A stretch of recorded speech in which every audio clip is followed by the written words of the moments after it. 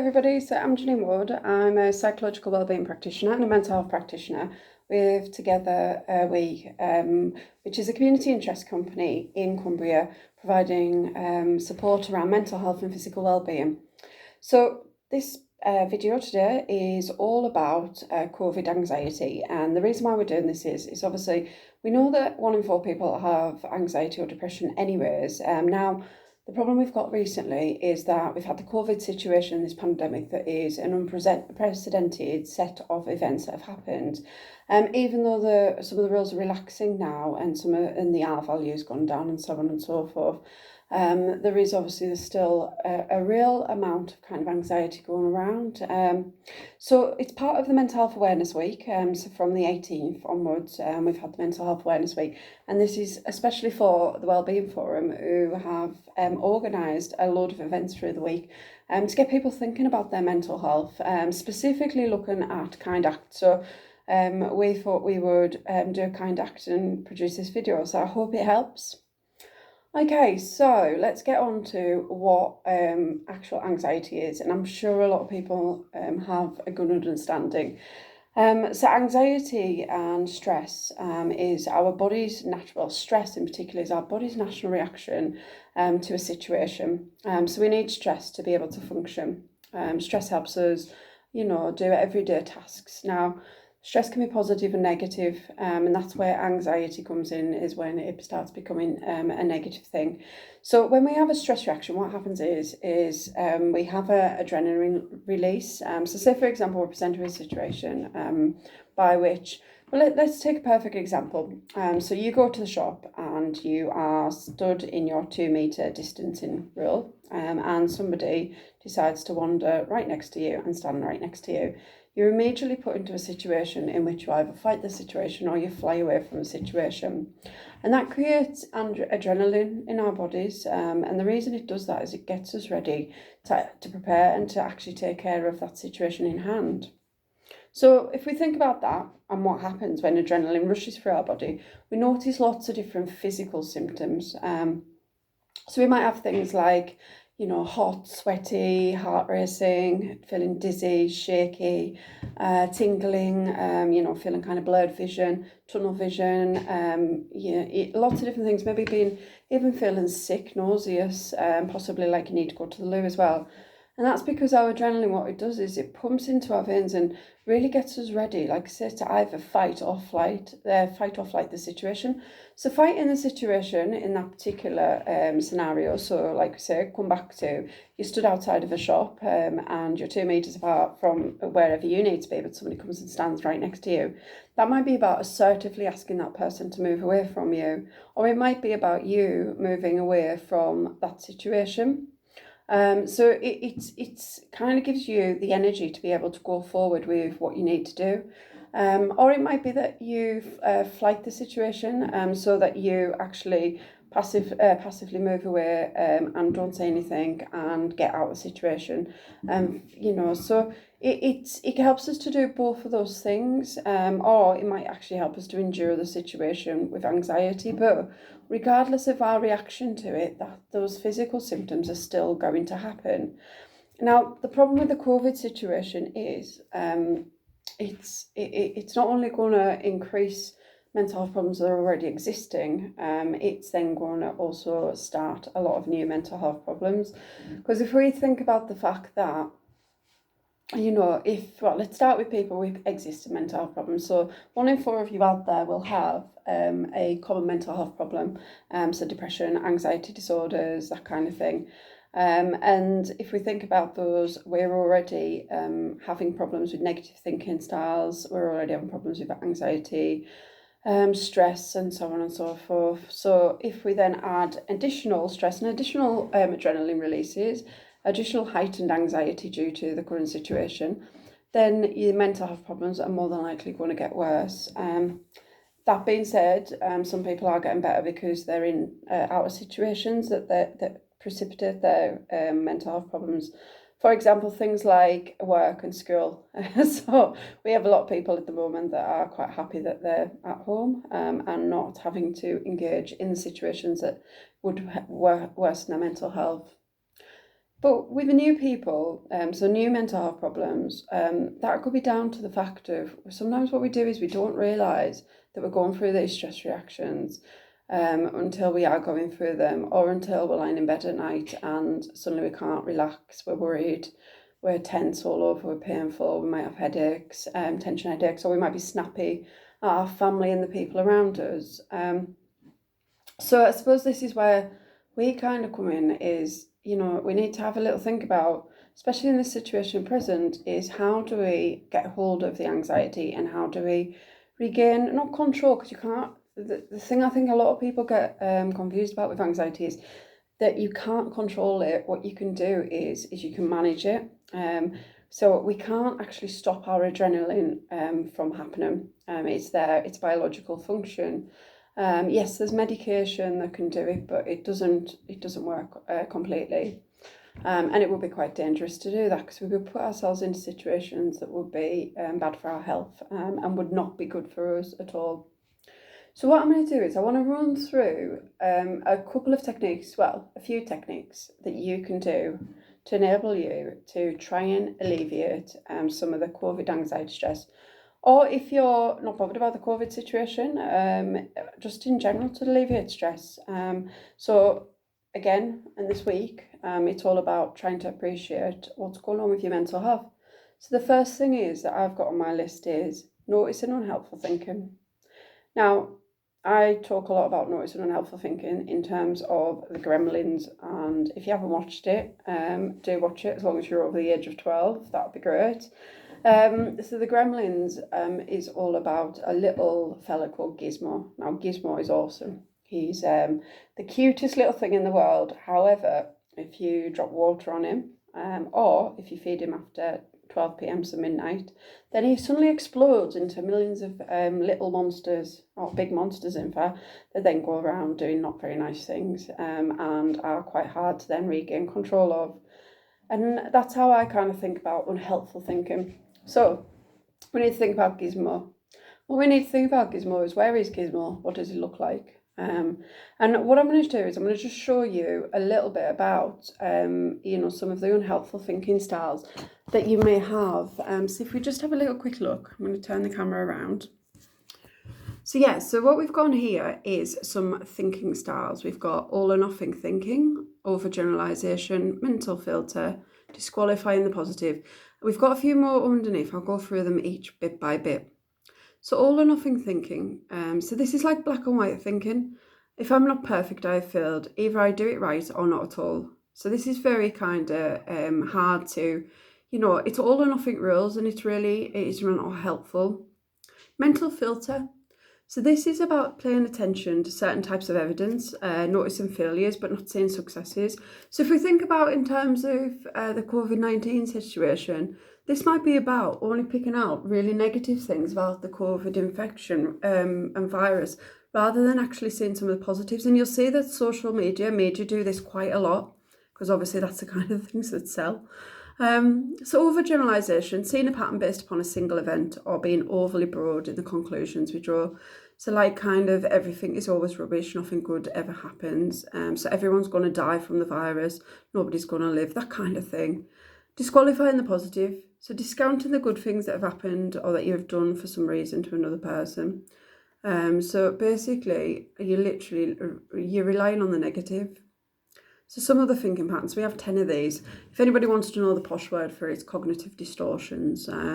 So it kind of helps us to, if we can recognise these, it's the first step in and realise why Gizmo is and not throwing water on him. So we've got jumping to conclusions, so mind reading and fortune telling. So basically coming to a conclusion when we don't actually have the right evidence for it. Magnification or minimisation. Now, I just said, even if you're not bothered about COVID, a lot of people out there will be minimising what's going on because it's the way that they cope with things. But that's not always helpful. So if we think about in another term of things like violence, domestic violence or abusive relationships tend to, again, be one that minimise, and people just don't put as much emphasis on it as it should do. Magnification is making things worse, blowing them out of proportion. So we've got emotional reasoning, so assuming that because we feel a certain way, we must think it true. Now, this is an important one. So let's have a little think about, what this might mean. So just turn you back around. So, for example, I'm feeling a little bit anxious because I'm having to record a video that's going to be played to people, and I'm not going to see who those people are.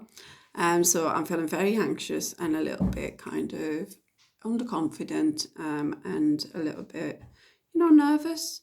So if I was using the emotional reasoning, or if I wasn't thinking very helpfully with the emotional reasoning side of things, I might think, right, okay, so I'm nervous, I must be crap at my job, I'm not able to do it. When actually the truth is everybody would get nervous, some more than others. And it doesn't mean I'm crap at my job. It could mean that, but yeah, let's not go there. But yeah, mainly it means I'm not crap at my job. It just means I'm having a normal stress reaction to a normal a situation in which my adrenaline's rushing. So that's your emotional reasoning, and quite often we tend to run with that one. So I think it's a really important one. So let me just turn around again. So shoulds, must and coulds. We all love a bit of shoulds, must and coulds. So this is about being unrealistic with the way that we are and trying to put rules and regulations on what we should and we shouldn't be doing. So one of the really important things with this, I think, and I want to put across, because there'll be some of you sat there thinking, oh my God, in all this lockdown, the lockdown's ended and I haven't lost weight and I've got a drinking problem now and I haven't learnt a language and I've done hardly anything with the kids, I haven't done any schoolwork. And all of these things are shoulds, must and coulds. They're not things that you need to put pressure on yourself about. And if you identify yourself doing that, you need to take hold of yourself and say, look, is this a should, must or could? Do I actually need to do those things? And how much pressure am I putting myself? So we'll talk about why that's important in a moment, about recognising these thoughts. But yeah, I mean, if you think about it, we need to kind of be a bit more kind to ourselves.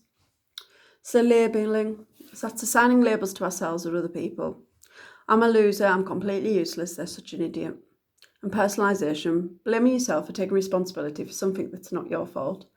So what I wasn't completely fault, or blaming other people for something that was your fault. So it can go either way.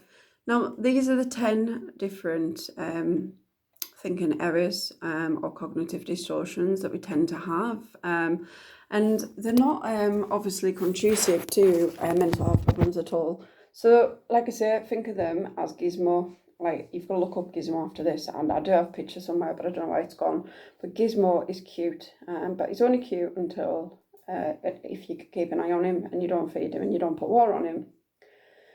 So why are we looking at unhelpful thinking styles? Now, the reason we're doing that is we don't want to be ending up in an unhelpful cycle. So if you think about, if you're only looking at the negative, so let's have a look at social media. That's a perfect example of something where, say, for example, we might mental filter, black light thinking, so on and so forth.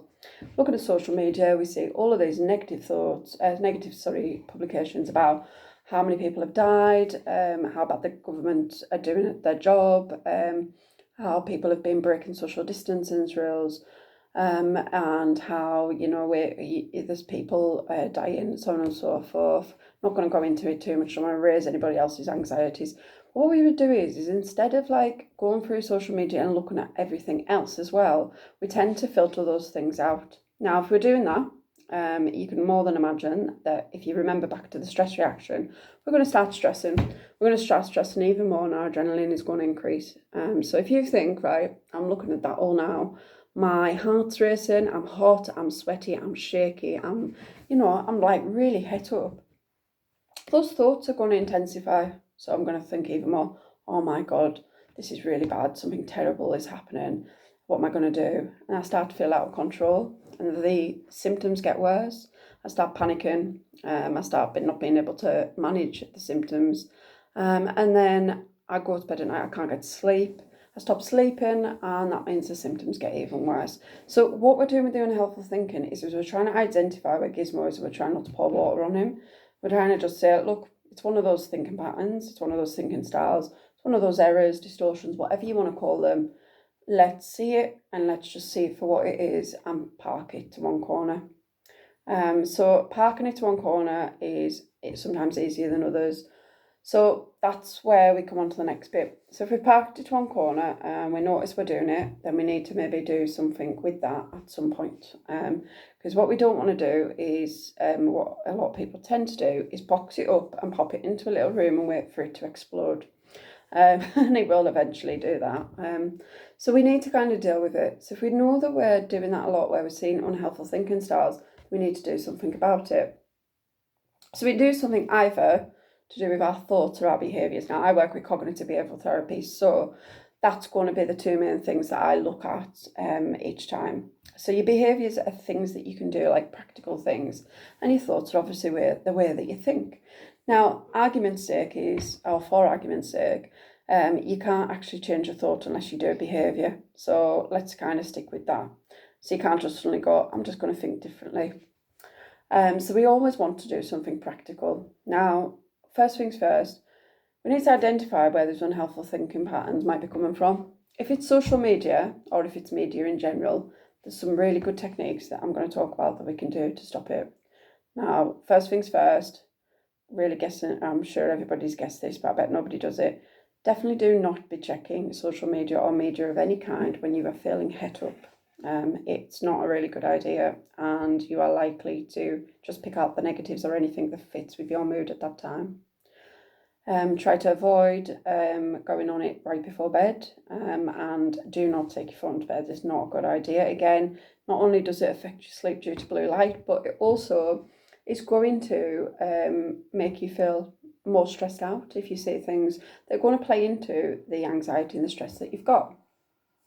Try to avoid people that are going to encourage that anxiety. Now, this is harder said than done. Well, it isn't actually at the moment, because we're very lucky that we've got a 2-metre rule, and we can only go and visit one member out of a different household, and we very rarely really seeing many people. But don't be going and seeing somebody and speaking about a conversation that's going to heighten your anxiety. It's not worthwhile doing, and the likelihood is it's just going to leave you feeling worse. The only people that you really want to kind of rely on in those times are people that are going to give you a good balanced view, that are going to help you to decrease your anxiety levels. So that are going to be helpful and are going to help you to kind of have a better perception. One of the worst things you could do is then end up in a similar conversation with somebody who's as anxious as you are, because what will end up happening is your adrenaline is just going to release more and more, and you're going to probably walk away from that situation feeling worse than you did. Okay, so worry time. Now, I talk about worry time and everybody always thinks I'm crazy, but it is actually, some of you will have heard of it, is actually an evidence-based intervention. Worry time is all about giving ourselves a period in the day to worry about what we want. So that is a period where we can spend half an hour, worrying about everything possible that we want to do. And it tends to not include practical worries. So what we mean by practical worries are worries that you can actually do something about. Because if you know something about a worry, you should really do it there and then and sort it out, or at a reasonable time. Worry time's for those things that you can't really do nothing about. And what it looks like is that you would write down things that have been bothering you for the day. You're not allowed to carry on worrying about them then, but you take it to your worry time and you sit and you worry. And you know what happens is that we tend to find that people can't worry for the whole time. Or if they do worry, they're not sure why they were worrying. Or if they are worrying a lot, they can't. They kind of come up with the rationale of the fact that they can't do anything about it, so why they're worrying about it, and they expend their energy in that particular space and time rather than it being at every other time for the day. Now it takes practice, so it's not like one you can just pull out of the bag and do suddenly. Yeah, you can start with that, but you need to keep on going with it, and eventually you'll get really used to it. So what I'll do is I'll send some links and I'll ask Kath to pop them down at the bottom of this video so that you can get some access to some resources around this as well. What else have I got on my list? I've actually written a list. I'm being more organised than I normally am. Okay. So stress reduction techniques. Now, obviously those are stress reduction techniques, but they're like, how do I explain it? They're like long-term stress reduction techniques. That's like, you're not going to suddenly, if you're in a panic situation, you're not likely to do those things. Whereas stress reduction techniques, Those are the things that you can use in the moment, in the time. So the first thing is stop. So stop right now. I always do this. It's very embarrassing. Stop right now. Thank you very much. So think about the Spice Girls. So even if you only think about me saying stop right now, thank you very much, which is the Spice Girls song, that moment in time will give you a break in that adrenaline or your reaction to that adrenaline. And that's what stop's about. So stop is about stop, take a deep breath, observe what's around you, and we'll use our 5 senses for that. So what we can see, what we can hear, what we can taste, what we can touch, and what we can smell. What that helps us to do is ground us in the moment. Then what we want to do is plan and proceed with something helpful. So that might be then they do something about it, like for example, avoiding social media, avoiding people, or doing your worry time, or leaving the situation, or talking to the person that's bothering you, whatever it is. But that's where we go with the stop technique. The other thing that we could do is, again, it kind of fits with stop, but it might be it's called a grounding technique, or there's lots of grounding techniques. So for example, if you're really het up, one of the things that we can do is go around the room and describe everything you can see, hear, taste, touch and smell, or everything that you can see, whatever works for you. What we tend to find is if you do it externally, it helps a little bit better because you're not focusing in on the internal symptoms. So if you go around the room, and like literally in my room here, there's lots of exciting things. So I would like start in a corner and say, so there's some white clothing and there's a picture by Geoffrey Lockhart of the Whitehaven summer things, and there's lots of different colours in it, there's balloons, and I would go around and I would carry on describing bit by bit every single last thing that I can see in this room. And then what happens is, obviously, as we go around, the adrenaline is coming down gradually. So your physical symptoms are coming down gradually, and you are gradually calming down. Now, another way to do this is by, for example, like if you're watching television, watching something obviously non-anxiety provoking, and counting how many times, say, for example, in, I don't know, I don't really watch a lot of television, but say, for example, EastEnders, how many times somebody says it or and. So just again, it's another thing to focus your mind outside of your body and into something else. So it helps you to distract away, and it helps that adrenaline to kind of dispel. Now, I'm going to do another one, which is I've missed one.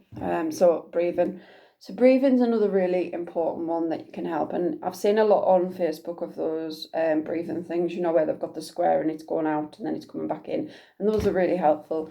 If you're in a situation where you're outside though and you're panicking and things, or you feel yourself getting het up, focusing in on your breathing is a really good way of reducing your anxiety. So taking I normally do it where I count 3 breaths in. So I'll go. So I'll breathe in for 3, I'll hold for 3, and I'll breathe out for 3. So I'll go.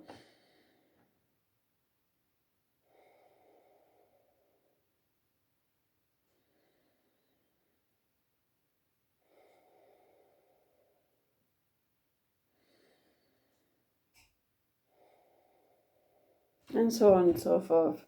And at the time, all I'm doing is just concentrating purely on my breathing and the counting.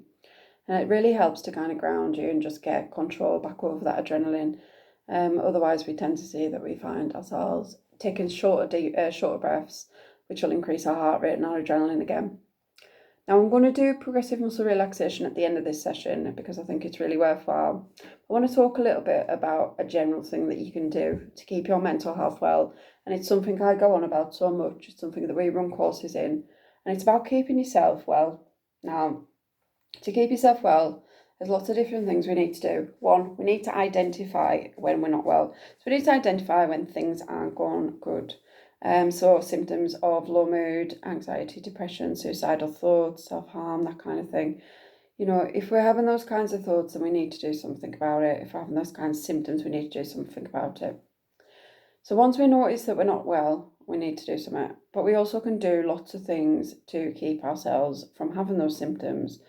Things like eating well and sleeping well. Now, eating well, I'm pretty sure I don't know, well, maybe not. Most people in lockdown may have gained a few pounds.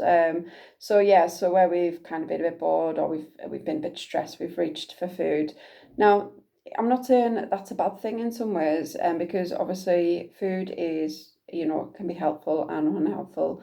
But what we need to do is make sure that we eat in a balanced way, and that's the best thing for our mood. So not about cutting anything out, not about depriving ourselves of anything, about eating a wide range of foods and of our diet really, and becoming more in balance with things. Keeping hydrated is really important as well. So all of these things, if we don't eat well and we don't keep hydrated, then our physical symptoms are going to be worse. Our physical symptoms are going to be heightened, which means mental health problems are going to be heightened and mental health is going to get worse. Sleeping well. Now, I'm not going to go on about sleeping well, I'll just point you towards a video that we've got. So on our YouTube channel, we have a video about sleeping well. It kind of breaks down some simple, straightforward techniques. So it's all about getting in a routine and really trying to make sure that you're not doing what we do. Well, what I've been doing a little bit in lockdown, sleeping in too long, going to bed too late. Getting up through the night, not being bothered because there's nothing on the next day. We need to try and get rid of all of that, because you'll know when you don't sleep well how bad you feel, and if you've got mental health problems or you feel stressed out, they're going to get much worse. Trying to be relaxed and mindful and just trying to solve problems properly. So as in, when I mean properly, I mean as best to your ability rather than just going for whatever seems like the easiest option. So those are some of the things. Like I said, I'm going to put a link at the bottom, but I want to do a little bit of progressive muscle relaxation with you now. Now, progressive muscle relaxation is what it says on the tin. It's all about understanding that it's about progressively relaxing each of our muscles one by one. It can be quite hard to do to start off with. And you just need to be cautious if you've got any problems with cramping or high blood pressure or anything like that. And what it helps us to do is recognise the difference between when we're tense and when we're relaxed, and notice the real difference and how we kind of feel. So what I want us to do is, excuse me, I've got something in my eye. I want you to sit with your feet shoulder width apart, and I want you to feel nice and relaxed. And then what I want us to start with is our toes, and I want you to tense your toes, so crunch them up. I want you to tense for around 5 seconds, just 1, 2, 3, 4, and 5. And then I want you to let them go. I want you to let them go gradually and slowly for 15 seconds. So 1, 2, 3, 4, 5, 6, 7, 8, 9, 10, 11, 12, 13, 14, and 15. Now go up to the balls of your feet. So you're going to press those into the ground or tense them up. So I've got my toes curling upwards for 5 seconds. So 1, 2, 3, 4, and 5. You're going to release them for 15. 2, 3, 4, 5, 6, 7, 8, 9, 10, 11, 12, 13, 14, and 15. And I want you to notice the real difference between the tension and the relaxation. Now we're going to come up to our heels and our calves. We're going to push our heels into the ground and tense our calves for 5 seconds. So 1, 2, 3, 4, and 5. And then for 15 seconds I want you to let them go. So 1, 2, 3, 4, 5, 6, 7, 8, 9, 10, 11, 12, 13, 14, and 15. And notice the real difference between the tension and the relaxation. I want you to go up to your thighs. So suck those thighs in, and I want you to pull them in as far as you can, tense them up, and hold them for 5. So 5, 4, 3, 2, and 1.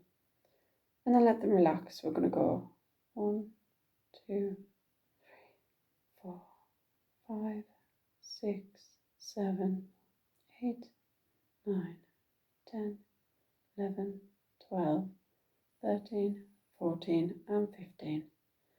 Just notice the real difference between the tension and the relaxation. Now we're going to pull our stomachs in towards our back of our backs. So we're going to sit up nice and straight. We're going to pull our tummy in and we're going to hold it in for 5, 4, 3, 2 and 1. And then we're going to relax it for 15 seconds. Okay, we'll relax.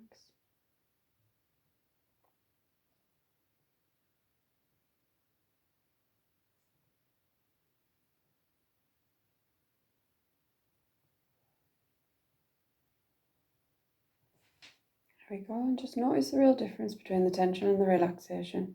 So when we're tense, it's hard, constricted and sore.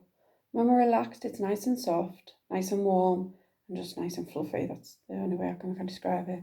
We're going to do our hands, so normally I tense my hands. And you can break this down as much as you want when you practice this at home. So I normally tense my hands and my shoulders at the same time. And we're going to do it for 5 seconds. So 1, 2, 3, 4 and 5. Then we're going to relax. We're going to go 2, 3, 4.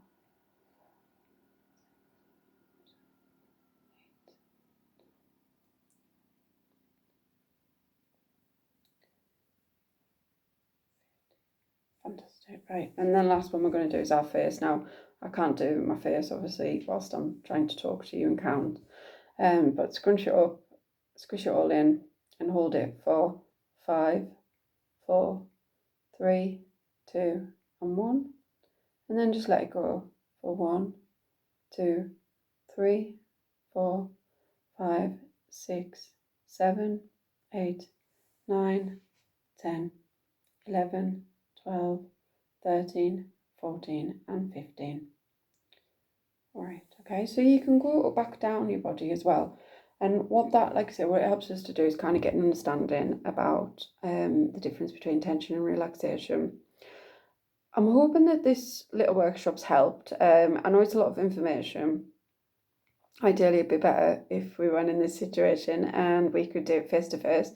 We might do lots of exciting things rather than talking about it. I will get Kath to post some links below. If you do need any support, any further support, you can get hold of us on togetherwe.co.uk, or you can call our number on 08081 961 773, or email us at referral@togetherwe.co.uk. We're here for anybody from 12 years upwards, so we're happy to help. And in these situations, we are still running a service as normal. So thank you very much for listening. Good luck, keep safe, give yourself a bit of a break and be kind. And since it's Mental Health Week and the aim is kindness, try and do one kind act a day. Okay, take care, bye.